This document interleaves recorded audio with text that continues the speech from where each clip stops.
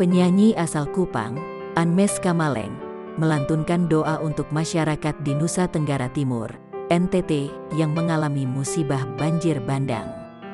Lewat akun Instagram miliknya, Anmes mengunggah potongan video yang menggambarkan bencana NTT, di mana terlihat rumah, gedung, dan kendaraan tersapu banjir bandang.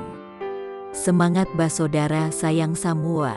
Pasti Tuhan Su siapkan pelangi yang indah sehabis hujan, ungkap Anmes di keterangan unggahan, dikutip lewat akun @anmeskamaleng_, Senin tanggal 5 April tahun 2021.